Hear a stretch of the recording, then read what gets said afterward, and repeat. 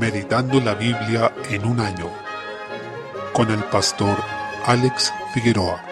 Día 5, mes 10. Jeremías capítulo 4. Desde el versículo 19, continúa hablando del juicio que está por venir sobre Judá y su capital Jerusalén. El profeta demuestra gran dolor y angustia por el desastre venidero, pues dice: mis entrañas, me duelen las fibras de mi corazón se agita dentro de mí. Sin embargo, respecto al pueblo al cual estaba predicando, señala: mi pueblo es necio, no me conocieron, son hijos ignorantes y no son entendidos, sabios para hacer el mal, pero hacer el bien no supieron. Versículo 22. Esta es una tremenda sentencia porque resume realmente la decadencia espiritual, incredulidad, impiedad y rebelión del pueblo, y es la acusación que también hizo el Señor a través del profeta Isaías varias décadas antes que Jeremías. En relación a lo anterior, actualmente se habla del conocimiento teológico como si fuera el problema, pero no es así, pues el problema es la rebelión en realidad, y en este caso los acusa de ser ignorantes. Es más, el Señor nunca acusa a alguien por conocer su palabra, sino por no obedecer, algo totalmente diferente, porque tal como dijo Jesús a los líderes religiosos, el mal viene justamente de ignorar las Escrituras, cuando los conminó diciendo: ¿no erráis por esto porque ignoráis las Escrituras? Marcos 12:24. En realidad había serias razones para preocuparse en este caso y estar angustiados como lo estaba Jeremías. El Señor afirma claramente que desolaría toda la tierra y reafirma que su juicio causaría lamento, ruina, dispersión y muerte. No olvidemos que el Señor es perfectamente santo y se describe como fuego consumidor. No tomemos a la ligera sus advertencias, pues el pecado será juzgado y aquellos que vivieron en rebelión no podrán prevalecer. Capítulo 5. Desde el versículo 1 se dedica a hablar de la impiedad del pueblo. Dice: ciertamente estos son pobres, han enloquecido, pues no conocen el camino de Jehová, el juicio de su Dios. Versículo 4. Al respecto es posible notar que se parece a las acusaciones que hacía Isaías en cuanto a que el pueblo se había desviado y abandonado su palabra, ignorando su ley. No en el sentido de que no la conocieran del todo, sino que se habían rebelado en contra de los mandamientos del Señor. En esto habían demostrado ser obstinados en practicar el mal, endureciéndose en sus pecados. Tanto el populacho como los nobles estaban igualmente corrompidos, siendo acusados por el Señor como ignorantes y necios. Desde el versículo 6, como consecuencia, el Señor anuncia juicio, señalando que debe castigar a su pueblo, pues lo abandonaron y adulteraron espiritualmente. Dice: ¿cómo te he de perdonar por esto? Sus hijos me dejaron y juraron por lo que no es Dios. Los sacié, adulteraron, y en casa de rameras se juntaron en compañías. Versículo 7. En relación a ello, vemos que Dios únicamente les había hecho bien, al sustentarlos y guardarlos, pero ellos se volvieron al pecado y a la idolatría. Este pueblo creía que podía quedar impune en su maldad, pero el Señor ciertamente los castigaría. Desde el versículo 14, luego podemos ver que, cuando el Señor declara juicio, pone las palabras en la boca del profeta como fuego, y éste devora al pueblo como si se tratara de leña. Eso es exactamente lo que ocurrió en este caso con quienes se decían su pueblo, pero en realidad le habían dado vuelta la espalda por idolatría, pues una y otra vez se manifiesta la violencia, las fornicaciones y las supersticiones que había en ellos. Se habían vuelto inútiles y vanos como los ídolos a los que adoraban, que no podían ver, ni oír, ni entender. Versículo 21. Aprendemos aquí que el pecado embota los sentidos y nubla la razón. La idolatría y la incredulidad son un absurdo, fruto de ignorancia y una mente oscurecida. Impide considerar la realidad tal como es y corrompe la moral del pueblo, haciéndolos violentos, opresores e implacables. En consecuencia, el profeta les declara: vuestras iniquidades han estorbado estas cosas y vuestros pecados apartaron de vosotros el bien. Versículo 25. Esto se refiere a que incluso el pecado les impidió poder disfrutar de sus cosechas y del fruto de su trabajo. Entonces queda manifiesto cómo el pecado nos aparta de Dios y de las bendiciones que vienen de su mano. Desde el versículo 30 es posible notar también que había un grave problema en este pueblo, pues los profetas y los sacerdotes estaban guiando a las personas hacia la mentira y el error.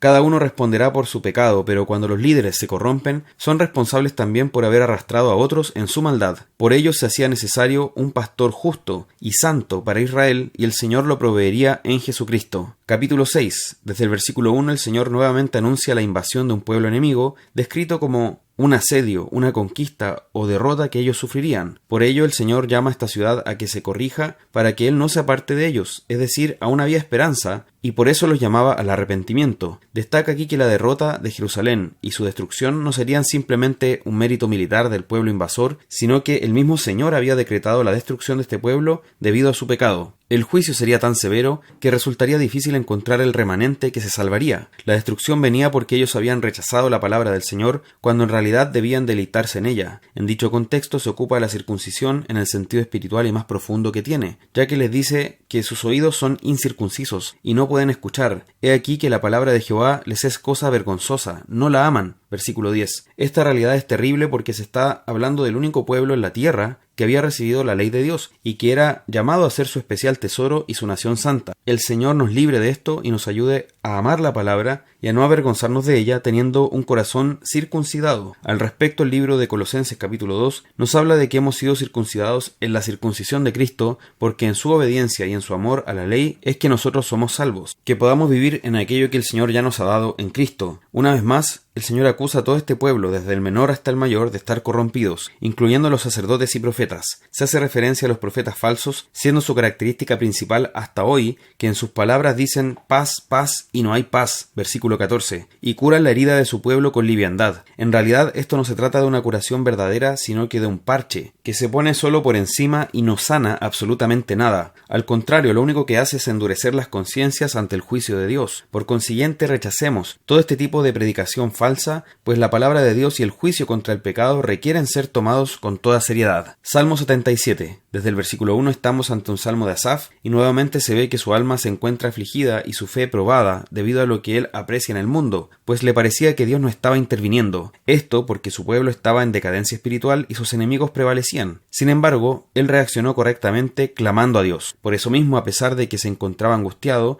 el Señor con su gracia lo consoló. Es posible apreciar que él estaba afligido y apesadumbrado, no encontraba consuelo e incluso padecía insomnio, versículo 4. Asimismo, es bueno que tengamos esta angustia santa ante el pecado. No podemos ser indiferentes ni indolentes ante el mal. No nos puede dar lo mismo que el pueblo de Dios no esté sirviendo ni viviendo en santidad. Desde el versículo 10, ante la angustia y la aflicción debemos reaccionar correctamente. Esto implica ir al Señor y confiar en Él. Lo que hizo Asaf fue acordarse de Dios. Dije, enfermedad mía es esta, traeré pues a la memoria los años de la diestra del Altísimo. Me acordaré de las obras de Yah. Sí, haré yo memoria de tus maravillas antiguas. Versículos 10 y 11. Esto es lo mejor que podemos hacer. Es el camino que debemos tomar ante los momentos de angustia y aflicciones. Se puede encontrar como un patrón en todos los salmos de esta naturaleza. Ante la angustia, acordarse de quién es Dios y cuáles son sus obras. Esto equivale a entrar en razón en esos momentos en que la angustia parece cegarnos y puede estar a punto de enloquecernos. Recordar estas cosas nos hace centrarnos y considerar que podemos estar en paz en medio de las dificultades, confiando en el Señor. Desde el versículo 15, el salmista trae a la memoria el poder que Dios tiene sobre la creación, cómo Él domina sobre todo y recuerda que como pueblo somos sus ovejas, y Él nos conduce como nuestro buen pastor. Versículo 20. Estas dos cosas, el poder de Dios como creador y su amor y misericordia como salvador de su pueblo, son la base firme de nuestra confianza, el ancla de nuestra alma, y vemos cómo en ambas facetas, de creador y salvador, el Señor se manifiesta en Cristo, ya que por medio de Él fueron hechas todas las cosas, dice Juan 1.3, y Él es el salvador de su pueblo, Mateo 1.21. Proverbios capítulo 24, versículo 23, se hace referencia a lo que ocurre en un juicio, observando que la Escritura promueve y exhorta a la justicia terrenal. Esto también implica que en un juicio no se debe hacer acepción de personas. Esto quiere decir que no se debe obrar arbitrariamente según criterios humanos, por ejemplo favoreciendo al que tiene más dinero o poder. En lugar de esto se debe juzgar con justo juicio, porque todo aquel que ejerce la autoridad de juzgar lo hace por delegación y en nombre de Dios. Versículos 24 y 25. Nuevamente habla en un contexto judicial, señalando que no se debe declarar justo a aquel que es culpable, pues incluso los paganos consideran que tal cosa es inaceptable y digna de reproche. Alguien podría acusar de que eso es lo que el Señor hizo con nosotros, que somos pecadores, cuando nos declaró justos por medio de la fe en Cristo. En este texto en particular se está hablando de tratar al impío como si fuera justo, sin realmente haber una expiación ni una satisfacción o restitución por ese pecado que ha cometido. En cambio, Cristo pagó toda nuestra condena por medio de su sacrificio perfecto en la cruz, de modo que no hay injusticia en Dios. Colosenses capítulo 1, desde el versículo 21, luego de que el apóstol habló de la gloria de Cristo con una gran alabanza que reconoce sus atributos y excelencia, ahora realiza una exhortación: y a vosotros también, que erais en otro tiempo extraños y enemigos en vuestra mente, haciendo malas obras, ahora os ha reconciliado. ¿Y de qué está hablando aquí? Para comprenderlo debemos ir a lo dicho con anterioridad, cuando Pablo señala que Cristo, mediante la sangre de su cruz, hizo la paz, reconciliando con Dios a la creación que estaba bajo el pecado. Por consiguiente, nosotros también, que en otro tiempo éramos extraños y enemigos en nuestra mente, y eso significa que odiábamos al Señor debido al pecado, y hacíamos malas obras, ahora fuimos reconciliados en su cuerpo de carne por medio de la muerte, para presentarnos santos y sin mancha e irreprensibles delante de Él. Versículo 22. Ahora bien, la forma en que nosotros hacemos propio ese sacrificio es a través de la fe, creyendo en Jesucristo. Entonces, en esa esperanza del Evangelio, veamos realmente que la obra que ha hecho el Señor es tremenda. Asimismo, vislumbremos la gloria de esa muerte de Cristo en la cruz, que luego resucitó de entre los muertos, pues a través de la cruz nos reconcilió con el Dios del que éramos enemigos y extraños. Desde el versículo 24 expone algo que trató en la carta a los Efesios, sobre cómo él, en tanto apóstol, fue dado como ministro a los gentiles para darles a conocer el misterio que había estado oculto anteriormente. Este misterio no se refiere, como entendemos actualmente, a algo que todavía está oculto y que permanece bajo la sombra como una niebla, sino que todo lo contrario, se refiere a algo que antes estuvo oculto, pero que ahora ha sido revelado. Y podemos encontrar un tratamiento más abundante de esto en Efesios capítulo 3. Asimismo, vemos cómo se repiten conceptos de esa epístola, tal como la riqueza de la gloria de Dios. En este caso, se refiere a Cristo como la esperanza de gloria, y esa es la manera en que debemos ver a Cristo, como la esperanza de gloria que nos es presentada para salvación. Posteriormente se puede apreciar que Pablo se empeña y pone todo su esfuerzo hacia una meta, a fin de presentar perfecto en Cristo Jesús a todo hombre. Versículo 28. Ese era el objetivo de su ministerio. En otras epístolas, como en la carta a los Gálatas, nos dice que sufre dolores de parto hasta que Cristo sea formado en sus hermanos. Gálatas 4:19. Tal debe ser también la meta de quien ministra la palabra. Capítulo 2. Desde el versículo 1, el apóstol da a conocer su deseo de que estos hermanos conozcan el misterio de Dios el Padre y de Cristo, dado que en él están escondidos todos los tesoros de la sabiduría y del conocimiento. Versículo 3. En cuanto a esta verdad, actualmente muchos proclaman tener la sabiduría. Distintos caminos ostentan ser el correcto para llevarnos al Señor y a una vida buena y sabia, pero es en Cristo en quien están escondidos todos esos tesoros de la sabiduría y el conocimiento. Por tanto, mientras más conozcamos a Cristo, en mayor medida podremos sumergirnos en esos tesoros. Como contrapartida, sin Cristo es imposible alcanzar la verdadera sabiduría. Quien clama ser sabio mientras no tiene a Cristo está mintiendo. Finalmente, Pablo insta a sus destinatarios a tener cuidado con los engaños, introduciendo la idea de que finalmente ellos deben rechazar cualquier añadidura a Cristo, pues nada se le debe sumar ni quitar. En dicho contexto señala: de la manera que habéis recibido al Señor Jesucristo, andad en él, arraigados y sobreedificados en él y confirmados en la fe. Versículos 6 al 7. Sin dudar de que Cristo es nuestro suficiente y único Salvador. Él no necesita agregados. Por tanto, que esa sea también nuestra disposición.